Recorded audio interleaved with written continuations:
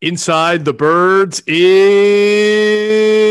back. That's right. Inside the Birds is back for the final time this year with a game recap. And what a game that really was. The Washington football team will win the NFC East, has won the NFC East with a 20-14 win over the Eagles in the season finale. At one point in the fourth quarter, Adam, I was kind of wondering if both teams were trying to throw the game because there were just a lot of crazy stuff that happened out there in the fourth quarter. But we'll get into what we saw. It was definitely a weird ending. I don't even know what the aerial view is for this. The season's over. The Eagles ensured themselves. Here's what I think, Adam happens, right? They are tied with the Bengals for the fifth worst record. So I guess a coin flip will decide who gets the fifth and sixth or sixth pick. Is that how everyone was saying on Twitter it's a sixth pick? Okay, what? So we know they're either getting the fifth or sixth. A lot of people are saying it's a sixth. Okay, great. They're going to have a very good draft pick. We're not listen until the full underclassmen list comes out in mid this month, a couple weeks. We're not going to know how valuable that a top 10 pick is. We really don't know yet. Right. But believe me, folks, we're on it. This week, our Wednesday show will have very little on the tape breakdown, which no one cares about that. Right. Unless there's something that we find out that's interesting, we'll obviously put it on our show. Mm-hmm. It's all about offensive staff. There are going to be changes. That's what we expect. Defensive coordinator. We're going to be all over that. We got a lot of stuff coming here, man. We got a lot of stuff. Yeah. We're gonna, even in this pod, we'll talk a little bit about what we expect ahead in the next few days, both in terms of Doug Pederson's fate and in terms of Carson Wentz's fate. Let's just wrap up a few things because there are a few things with this game that we do need to discuss. Obviously, Nate Sudfeld came in the fourth quarter there. On the prior drive, Adam, they had an opportunity. They're inside the 10. They have an opportunity on fourth down to kick a game-tying field goal. Doug leaves his offense on the field. Jalen Hurts throws a very hurried pass to the corner of the end zone where Watkins was. It was not a very good pass. It was incomplete. So people started to wonder right there what Doug was thinking. Why wouldn't you just kick the three, tie the game? And then he puts Nate Sudfeld in there. Look, the Eagles can say what they want. They can deny it till the cows come home, but they were clearly not trying to win that game. And you know what? You can debate the merits of winning and losing, tanking or not. And some people will applaud them for that while others will criticize them. But it is not a good look for your organization in general. And I do remember Jason Kelsey talking about in one of his recent Zooms about how you play to win and it's always about winning and you put everything on the line and you do what you do to win and you prepare to win throughout the week. So I even wonder how that their weird finish there is going to play with some of the veterans in the locker room. All right, two things. I want to read you my good friend Chris Mortenson's tweet after the game, and I'm going to read you what I got, Geoff. I'm talking at least a half an hour texting with a personnel guy from another team whose season ended on Sunday, but we were going back and forth, and he has a reaction kind of like Mort got. Quote, here's his tweet. This is the most negative barrage of comments I've received about a game's lack of integrity, and that's not even counting the Giants-related bias. Mm-hmm. Consensus from those in the NFL and who've been associated with it, disgrace. It's not the fault of the Washington football team. Terribly played game, awful. Look, I had a 23-13, mm-hmm. But you just said, and I agree, Hurts should have closed the game. Sudfeld should not have played. Now, you told me on Saturday you were hearing that Sudfeld would be active for the game. Mm-hmm. And I'm thinking, okay, if he's active, one of two things are going to happen. Wentz is inactive or Sudfeld's probably going to play. Yeah. That was my thought when you told me this. I had to process it because I was like, what are you doing here? Okay, it's – I texted you back evaluation mode. That's a term that coaches use. But here's another question I have for you. I want your reaction to this. If Jalen Hurts could potentially be the starter next season, why wouldn't you let him finish the game? I don't know. And again, I think that they didn't want to win that game. They were too close and they didn't want to win, and they're getting a lot of criticism for it. I think it's merited. Again, I definitely see both sides. I understand you're going to get a fairly high pick and, you'll take that criticism now for the reward later. That's fine, whatever. But you can't talk about integrity, and you can't talk about no hat game, and you can't talk about preparation being this, that, and keeping guys up, and then go out there and throw a game. It's just not consistent with what you said. I think, well, you can do it, but you invite yourself to criticism. So any criticism right. that the Eagles get today or beyond in the future. And you do have to, I do wonder, because Roger Goodell has made some, I think he has punished teams before for things he's felt were not within competitive balance. So he'll look at this. I don't know what he, I'm not I don't sure know what he can do here. There's nothing that all Doug has to say is, look, I just wanted to see, I mean, it's a fourth game. Your season's over. You're in evaluation mode. I still think, but this is what you're alluding to. They actually had the lead. Okay. And then they got behind a little bit, but the game was winnable. Yeah. That plays your point. You obviously don't want to win because you're pulling at a guy who had 2 rushing touchdowns. I understand the passing game was a joke. Well, it wasn't the quarterback's fault, really. Yeah, did he not? The pass game was awful, but it didn't get any better. Huh? Yeah, it didn't get any better with Nate Sudfeld. No, but right. But the point is this: they were able to move the ball somewhat. The offensive line was awful. The snaps were bad. This is a shit fest. Sorry for the language, but it was painful to watch. I'm going to read you a text from another NFC executive. But his take was different. Quote, "You think he is trying to get fired?" Of course, this is Pederson.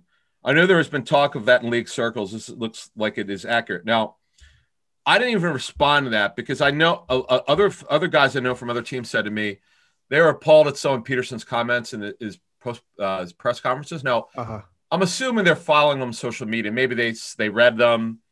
Maybe they heard. I don't know. But I guess that was the talk of when he made the comment about Carson's our starting quarterback, today on Wednesday, which was one of the most bizarre comments in his 5 years. Yeah. Which was totally uncalled for. I don't care what they say. You can't say something like that if he's your guy.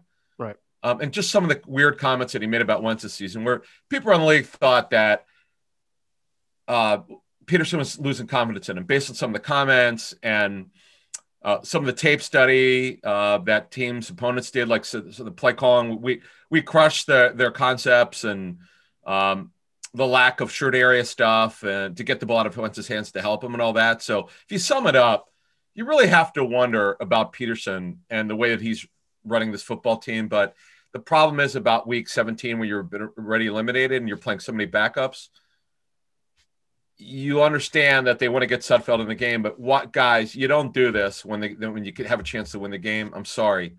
You just don't do it. Yeah. Like I said, they're going to take a lot of criticism over the next few days, and then they're going to pick higher in the draft, and they're probably going to be okay with it. I know that there have been teams to do this on the last week of the season where they play a lot of backups, but they usually have done it from start to finish. It's not a situation where all of a sudden you're within striking distance, you could win a game and all of a sudden you yank your quarterback. That's a little bit different. So, again, they'll get buried for it. But, I want to move on a little bit, Adam. I mean, there's some maybe some guys who may have played their last game as an Eagle. And if it was truly Zach Ertz's last game, kind of was like most of his year this year, very quiet and unassuming. I think he had 3 catches for 16 yards, if I'm not mistaken. So, and he got hit on that interception. He got hit pretty hard, and he did. Ball, couldn't go get it. But yeah, I mean, I could go through. I could name 15 players off the top, just looking at the roster that won't be back. Right. There's going to be a ton of turnover in this football team. Probably more than half of it's due to the cap. And quite frankly, it shouldn't be. A lot of older players need not to come back. Some great Eagles. It's just unfortunate, but I would say this, and I said this only probably once, but I want to repeat it, and this should be their mantra. They got to get younger. The owner must set the table. Tell Howie and Andy Weidel and everyone else who's associated with making personnel decisions, and the head coach, assuming that Doug Pederson's meetings this week go well and he's back. They cannot worry about the cap situation. Yes, they have to. It's Roseman's responsibility to take care of it, but they got to keep their draft picks. In fact, get more, trade as many players as you can and get value. Guys who don't have a future, and put more picks out there, make more picks. If you could get 10 to 12 draft picks, make them and follow the board and trust your people. Howie's got to trust his people and just go. And Jeffrey's got to sit at the table, flip it, get younger and go through whatever pain you're going to suffer through, because the end game over a 3-year period could be fantastic if they draft well. Who do you think is tradable outside of Zach Ertz and potentially Carson Wentz if they want to go in that direction? Malik Jackson would have some value. I mean, he's a 30-year-old player, but he's got value as a tackle. Obviously, You're not getting more than a fifth for him, but he's also got a decent contract, so you have to get through that. Well, there's just 1 year left, correct? So whoever is taking him on is just two. Yeah. I mean, you're not going to give very much. It might be a conditional pick. Right. Other than Ertz, obviously, he would have some value, not a lot, because he's a 30-year-old player, not the same player. Right. Oh, boy. I would have to go through the roster. Not that Arcega-Whiteside's going to get you anything other than a conditional 7th, but right. Andre Dillard, maybe if you pick yes, he would have value because of his age and athleticism. The kid's got talent. The guy was one of the highest graded tackles for the draft in 19, no question about it. Right. They're going to have to make that's something you and I will get through with the Mailata discussion. What you do with the competition, or do you trade Dillard? They got to go through that. Yeah. Jason Kelce, you may look to trade him. That would be interesting. Yeah, he got 1 year left on his deal. As you and I have been talking, is Seumalo going to be his replacement? Or are you going to draft someone? Or are you going to sign a free agent? Or are you going to bring him back for 1 more year? Right.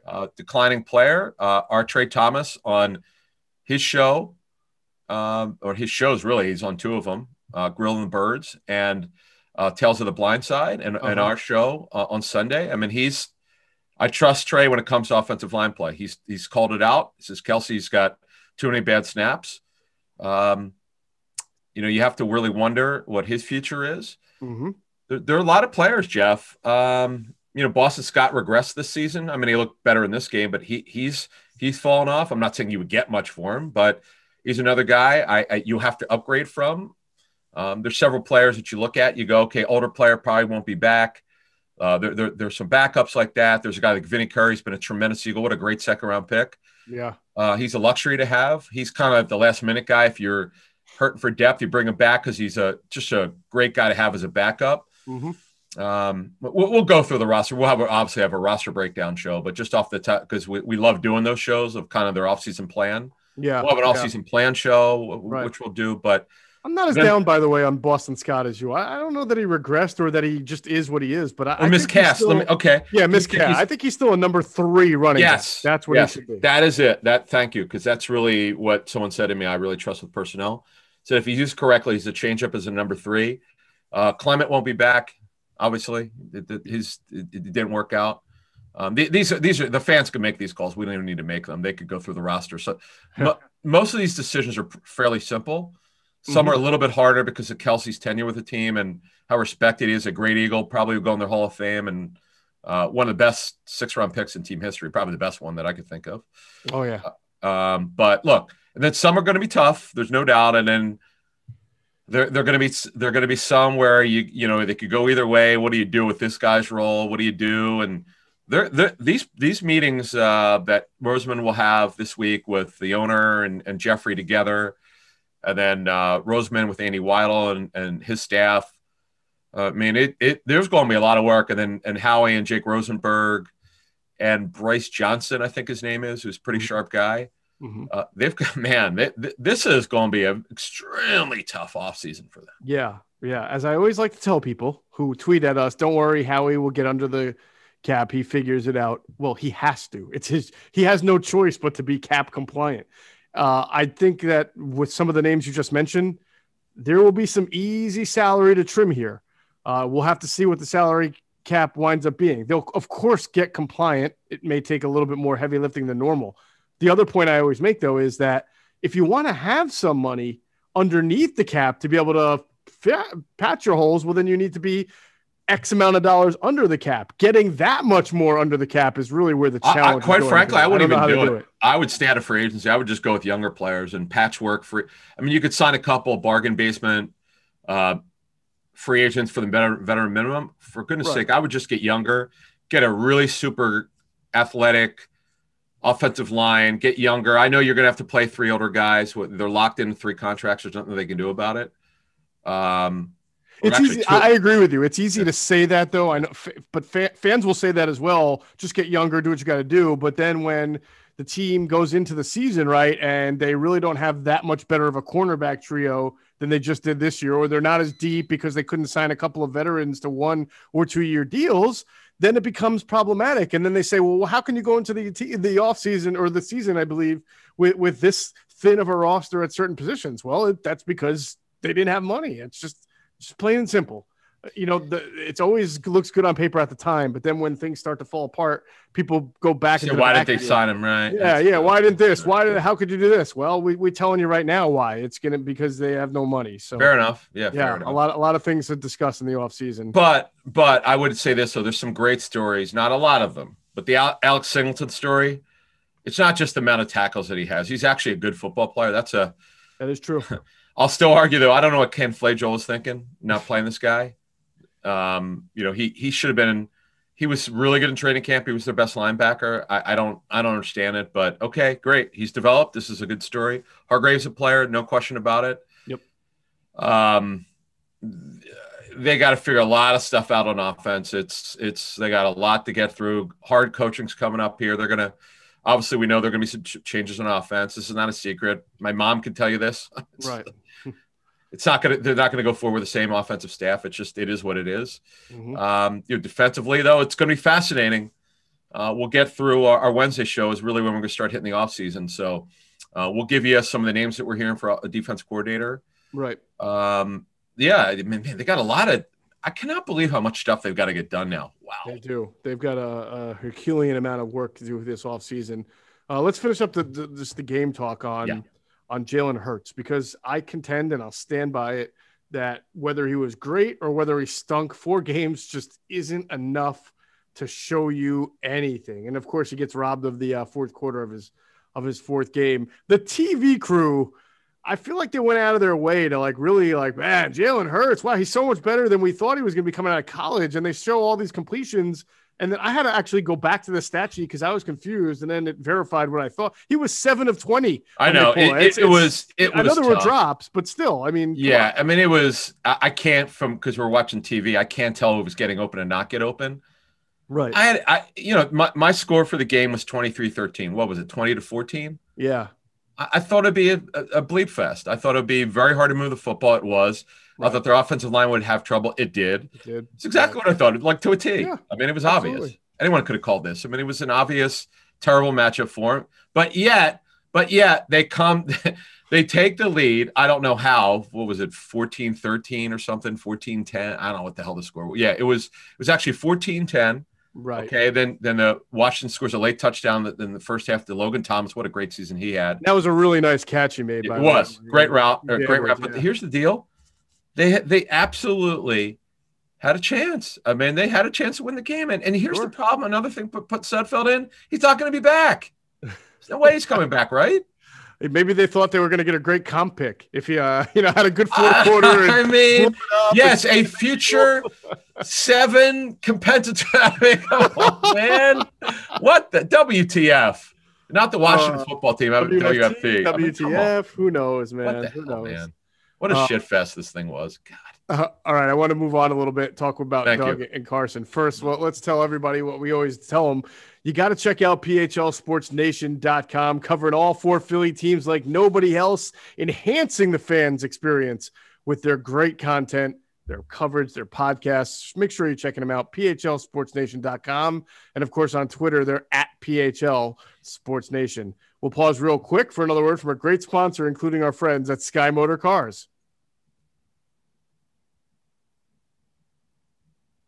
All right, Adam, let's a lot of people want our opinion on the Carson Wentz report, but I think we have to go in reverse, right? We have to go back to the Doug Pederson report and kind of reemphasize what we said on the Sunday pregame show.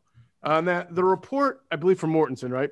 Yeah. Was that Doug is expected to stay on as head coach, but he has to meet with Jeffrey Lurie. Yeah, it was from Schefter and I'm sorry, Schefter, right? Yeah. I think it's both of them. And they've got to meet with Jeffrey Lurie, and of course that staff changes, as everybody knows, are going to be discussed. So, and I think people are now have just taken that and assumed, oh well, that means Doug's coming back with a different staff. And while that's expected, I think that's an interesting word to use as in a report. And it doesn't mean to me that it's definitely happening. I think, as we said in the Sunday pregame show and the last podcast, a lot to me depends on what happens in this meeting. You know, what is said, what is recommended, and how is that received by Doug Pederson?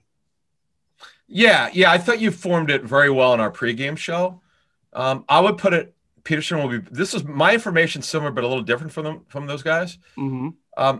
It's going to come down to, and I think you and I agree on this, you and I talk privately, it's going to come down to how receptive Pederson is to these changes. Now, he's always him and haw, but always given in the way he's explained to me over the years, whether, you could start with Greg Lewis. He didn't want to fire, but he was told to after the 16 season. I mean, you look at all the you're funny. You would always point out the Eagles fire people they make the playoffs and they fire coaches. I always laugh at that. That's right. It's true. It's just because it's the truth. So of course there are going to be changes. It's just a matter of, now when you say different staff, I wouldn't say they're going to have a completely different staff. They're going to have different coaches leave. Right. Just a matter of, is it going to be one coach, 3 reassignments? They're not going to know that till they sit down with a coach. And right. I still believe that they're going to look for someone to help Doug develop quarterbacks, because clearly what Pederson did this last 2 seasons was a disaster. Mm-hmm. There's no defending it. Mm-hmm. You had 2 quarterbacks regress. Can't happen again. And it's not going to happen again if you go out and get the right coaches. And it's Doug's got to suck it up and look at himself first. He could blame all he wants on too many coaches there, too many voices. And what did he say in the press conference? He just wants one voice. Well, that's the thing. And, that's why I think this meeting becomes so under the microscope, is that if there are these changes in his staff recommended, and a lot of it is involved fixing the quarterback with strong, powerful voices, Doug has said this past week that he wants his voice to be the strongest in the room. Strongest. Okay. Yeah. Okay. So, or the voice. He basically said he wants his voice to be the major voice in the room. Yeah, but that's going to be a problem. He doesn't run the quarterback room. He never has, as I'm told. He never has. So is that just lip service?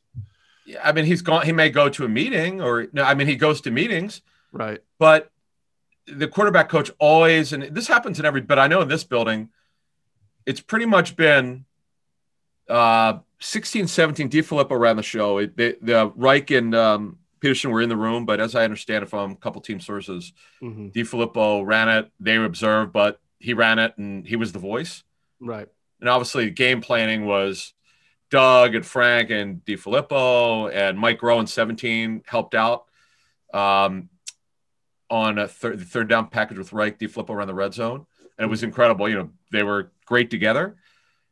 But that's the other thing here. And I think I'll back up Pederson one point. Let's face it, okay? Doug was forced to hire new coaches, okay? He was forced to fire 2 and bring in new voices who are supposed to be innovative. Right. It doesn't always work. And Doug, he doesn't use his relationships well around the league. He should know from being he's been in the league well over 2 decades as a player and a coach. Okay. Mm-hmm. You should be able to find people that who speak your language, who know how to coach hard. I don't understand how difficult it is for this guy to figure it out.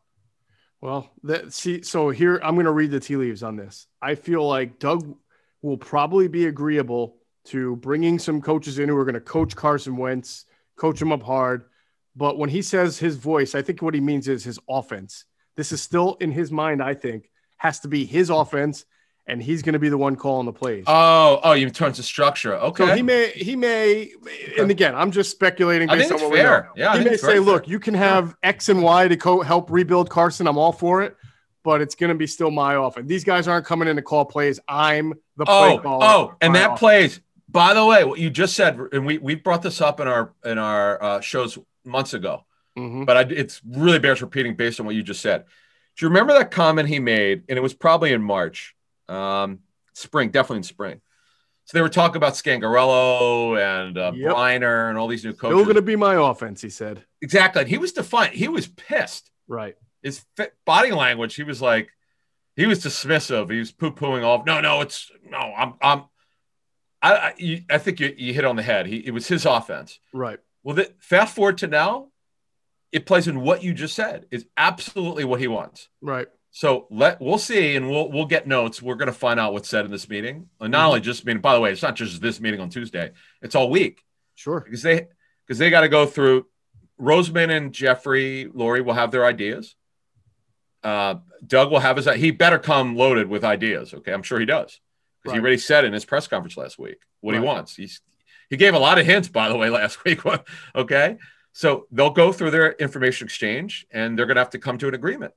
Right. That's how it's going to, we'll have to decide after this, moving forward, when all the dust is settled, is this all a good thing? I mean, certainly having people to come in to fix Carson Wentz, if that's what happened, that can be a good thing. But is it a good thing for the franchise if Doug is still the play caller? Is it a good thing if it's still his offense? Because we've had issues with his offense all year long. So, I mean, these are all questions. That's a good question. And then what does it mean for Carson? If these reports are true that his relationship is fractured. There's friction. Okay. There's tremendous friction between the head coach and the quarterback. When I say tremendous friction, let me explain what that means. Mm-hmm. It's all-encompassing. It's the drafting of Jalen Hurts in the second round. Okay. And I agree with Jay Glazer had that report, I don't know, 6 weeks ago. Based on the information I have, I think it's very factual. Mm-hmm. That this is part of the problem where he feels like he's not having the support. Some of the strange comments that Pederson made, I excuse myself if I'm too far back from the mic. No, you're good. If you're not hearing me, I think that we haven't had any mic complaints in months, so I assume it's picking it up. But I think if you summarize the benching, not that it wasn't warranted, let's face it, it was. Right. The play calling, Greg Cosell pointed out on our show, pregame show, how the play calling was different from Wentz to Hurts. Now, we don't have the answers why. Did Wentz audible out on it? Did he not like it? Did he not like the pre-snap movement? We don't have those answers. Right. Clearly, there's some issue between the head coach and the quarterback, whether it's play calling or he doesn't feel support. That's just the information I've had this season. Mm-hmm. I can't put my finger exactly what it is. And you notice, maybe I'm wrong, and I'll probably, I'll if people put it on Twitter and could point to me an article where there's been a report about what specifically Wentz had an issue with, I'd love to see it. Yes. I have some theories, but I can't pinpoint it on any one particular thing because I just believe it's all encompassing. Mm-hmm. And, look, the kid, I'm not making any excuses for him. He was bad this season. He deserved to get benched. Yeah, no, I agree. But if you go back to 17, okay, guy gets hurt on the precipice of potentially being an MVP, quarterback play like we've never seen here, gets hurt. Foles takes him to the Super Bowl. There's the shrine. I mean, there's the statue at the Linc, with Foles and Pederson. There's a shrine, the shrine in Nick Foles' locker, whatever it was, that empty locker. It just if Carson Wentz is a human being, I mean, his confidence was shot this season. This doesn't all the reports that are out there, the ESPN stuff, everyone who's reporting on, including you and I. It all points to not supporting your quarterback. I'm sorry. I just don't think they've supported the quarterback well enough. All right, download the top-rated DraftKings Sportsbook app now. Use the promo code ITB for all of your sign-up bonuses when you sign up. That's code ITB, promo code ITB for all of your sign-up bonuses when you download the top-rated DraftKings Sportsbook app. So could there be, Adam, like this, I don't know, situation where the Eagles and Doug meet, they can work it out, they can make it work, Doug's going to stay, but then all of a sudden, Carson, remember, if they're meeting and their whole point is let's bring in people to fix Carson, and Carson pulls a power play and says, I want out of here no matter what. They just did it. And he clearly was, I can't speak for him, but what was the comment that Wentz made? It may have been in October. He was asked at his press conference about the new coaches. He might have said, "Yeah, there are a lot of voices, or there are a lot of people." He did say that there are a lot of guys with ideas. He said there are a lot of guys with ideas. Right, now that wasn't a criticism. He was just agreeing. Okay, right. But he was pointing out that he answers to a lot of guys. That's it. Thank you. Right. Thank you for summarizing, because I sure have trouble doing it. But fact of the matter is, this guy's a human being here. Mm-hmm. Again, folks, I've crushed Wentz enough this season. I don't need to do it anymore. I've told Geoff and I have. I said he should have been benched well before he was benched. He didn't play well. He played like a bottom 5 quarterback. But I'm also trying to take the humanistic side from trying to gather information from quarterback coaches and offensive coordinators that I know and offensive coaches. It's really hard when you go through what he's gone through. And I'm not saying he's not a strong mentally tough guy, because I know he's a type A personality, but he's a human being. And when you do all these things around him and you don't play well, it's hard to keep your confidence up. This is where he's at. And I'm sure Mort's stuff and Schefter's stuff's right. I'm sure he wants out. I'm particularly what Mort put out. I'm sure he wants out. I'm sure he's disgusted it. Right. I just feel like he feels, this is me summarizing their stuff and the stuff that I've gathered for the last couple months. I just don't think he's supported as well as he thinks he should be. Oh, I guess we'll find out a lot this week about what's going to happen. This franchise is in a crossroads. I really believe that, Adam. They have not been the type of team under Jeffrey Lurie's watch to have like multiple really bad years. And I'm not saying that that's going to happen, but I always feel like there is a delicate balance. And if they don't make the right decisions and get the right people thinking all on the same page, then it could be another bad year again next year. And then, you get that downward spiral effect. They really need to hit a home run this offseason and get everything right. Quick question, Adam, for you. How many times did we criticize this year, the 2017 draft, and then even this past draft and the approach? How many times? Oh God, I called it this. How many times do I use the phrase? I love it because I took it from somebody else. The sins of the 2017 draft. Yeah. I think it's very apropos. I mean, it's really hurt this football team. Well, I asked that for a reason. Now, stick with me here. How many times did we say this team was ill-equipped to go into the season to defend passes because they really only have one good cornerback and no depth at corner? We said that Maddox should have played the inside, yeah. Yeah, and then they should have done more to get another outside corner. How many times in the first 3 weeks of the season did we say this team should have known that it was already had injuries on the offensive line and really didn't bring in a veteran offensive lineman until they signed like Jamon Brown? Yeah, which right? didn't we work criticized out. That, right? Yep. Okay, so that's 3 things right there that we criticize. How many times did we criticize Jason Peters being back and Alshon Jeffrey? Okay. Well, yeah, especially you.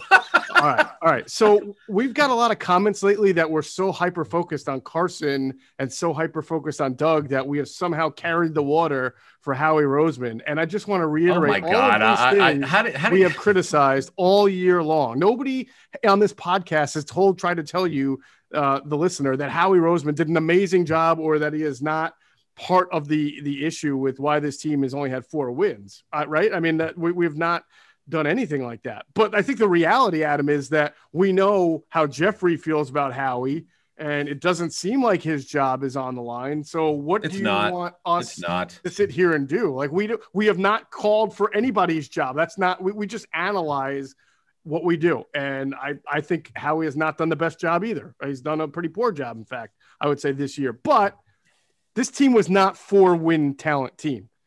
You know what I'm saying? Like they had more talent than their records. Eight. Yeah, I missed, I've said this before. I missed on my evaluation. I still think this was an 8-win team. But when I say that, how could I possibly say that when the quarterback played as poorly as he did? Right. So now the reasons why, you just mentioned, though I don't, the only thing I'll say about the offensive line is when you lose 5 guys, how many teams could withstand the depth? Like you're not going to have, like depth has always been pretty good on their offensive line, but this year it's like, okay, I don't know what I'd have to go back and see who they started the season with, but I do remember. Well, when did Dillard get hurt? Well, he got hurt in the spring. Dillard got hurt in training camp. I mean, certainly, I guess a leader of an organization could have, told Lane Johnson to get that ankle taken care of a lot. Well, that was a bad decision by Lane. I don't know why it was bothering him. I don't know why he didn't have. I don't have an answer for you. I don't know why. But yeah, look, the bottom line is they cannot go into this season, this next season. I'll agree with you on this. They cannot go in this next season without better depth. Okay, I mean, I'll tell you that the depth clearly wasn't good enough, but it's hard to withstand it. But that's then. This is now. They cannot go through another season with. And here's another thing: is they've got to be younger and more talented. Yes. Matt Pryor. I know last year, Trey Thomas told us he liked his tape, and that's fine. Okay, I'll accept that. You and I know for a fact how bad of a training camp he had. Matt Pryor could not be your swing tackle. I'm sorry, that ship sailed. Right. They have to do a better job of evaluating. When I say they, the front office, I don't know who's making the. We know that it's ultimately Roseman's decision. Obviously, he puts the roster together. He's full personnel control. Right. But when they have these meetings, the personnel staff, they've got to look at it and say, can we win with these guys? And who are these? They can't go in thinking, okay, you know what, this will be good enough, because it clearly was not. Now, Mailata. He should have been the guy. He should have been the top backup tackle to start, but missed 2 weeks of training camp on the COVID list. Maybe they thought he was, obviously the offensive line coach will make that decision, but he didn't think, Stoutland didn't think he was ready. Right. But they found him. That's another good story. Yeah. That's another good offseason story, but he will be at worst their top swing tackle. And to me, he's a better choice than Dillard, but that's another thing. We'll figure that one out for you guys. I know that's a question a lot of people have asked us about. What will they do at left tackle? That's a great question. All right, Adam, support for Inside the Birds is brought to you by Manscaped, the best in men's below-the-waist grooming. Big news! Manscaped just released its new cologne scent to help you feel good and smell good all over at all times. Who knew smelling this good could feel this good too? And if you're like me, you like to smell good and all over your body. And everyone knows that Manscaped has that perfect package 3.0 for all your below-the-waist grooming needs, but they didn't stop there. Complete your grooming game with the new refined cologne signature scent by Manscaped. With the same signature scent that's in all Manscaped formulas, this cologne is a perfect complement to the collection. It's light, approachable, and gentlemanly in all the right ways, much like Adam Caplan himself. So think of it as your wingman for the night to keep you fresh and ready for anything. It's calming and inviting. This signature scent introduces a light citrus burst before settling in to anchoring notes of vetiver and a woodsy masculine finish. Yes, a woodsy masculine finish. This 50 milliliter spray cologne is even hypoallergenic, cruelty-free, dye-free, paraben-free, and 100% vegan. This beautifully designed glass bottle makes a statement, and the manly scent is attractive to set the mood. Also, be sure to check out the Perfect Package 3.0 with all the essentials for your below-the-waist grooming needs, including the Lawnmower 3.0 trimmer and crop formulations. Yeah, I'm talking about the ball deodorant and toner to keep your testes as your besties, all right? And now you can use the new Manscaped Refined Cologne to complete your set and smell great anytime, anywhere. It's time to feel sexy. I always feel sexy, but it's time to feel sexy. Now get 20% off and free shipping using that promo code ITB at manscaped.com. Your balls and your body will thank you. That's 20% off and free shipping with the code ITB at manscaped.com. 20% off with free shipping at manscaped.com. Use code ITB. Look good, smell good, feel good with Manscaped. All right, Adam, before we get out of here, and this might be one of the most difficult Manscaped man of the games that we've had all year long, so it's fitting it's the last one. Who would be your Manscaped man of the game in this game? Well, I came in, Geoff, saying would be the first-round pick for Washington, Chase Young. To me, I don't know if there are a lot of guys who had good games for them. Montez Sweat had a great game. Yep. John Bostic had a very good game, veteran inside linebacker. Sure. Jonathan Allen had a good game. Cameron Curl, I know Greg Cosell loves a rookie safety, a seventh rounder, loves him. Yeah, Arkansas. Yeah, but I'm going to give it to Chase Young because he was a man in this game. See, the thing with stats, he had 3 quarterback hits, but so many plays he blew up in that game. If there's a Stafford blown up plays, he did. Him and Sweat. My God, this is crazy. These guys are going to be together for if you're a Washington fan for 5 to 7 years. You hope. Can't pay everybody, but this D line, these four first round picks, and they did this. Remember, they didn't have an off season together. It's pretty impressive. I know. I wrote this on my observations piece for InsideTheBirds.com. Hope everybody checks it out. They're going to be a thorn in the Eagles' side for a little bit now because they certainly have a lot of artillery on defense. Need to figure out their quarterback situation beyond Alex Smith. Maybe they can get one more year out of Alex. We'll see.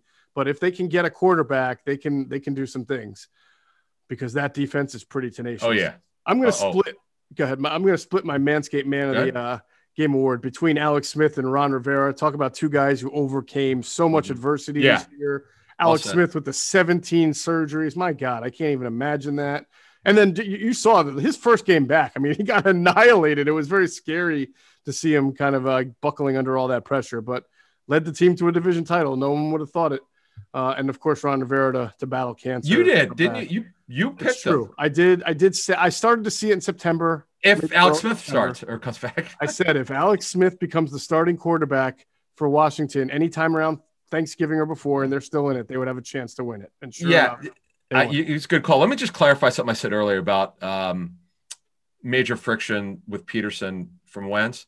Mm-hmm. Let me clarify that. What I really mean is with the organization, I just don't feel like he based on the information I've collected, I don't think he feels supported fully. Okay. They may feel differently. It's just something I felt last couple of months. And then, you see the ESPN report and that would back up what I'm saying. Mm-hmm. But that's, that Mort just said Wentz. I didn't read, I just saw the Mort's tweet. I didn't read the story that he wrote or he put up, whatever.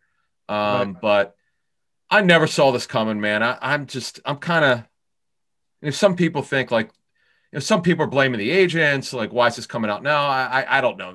We don't know that Ryan Tolner's a damn good agent. He's a pretty good dude. I don't know.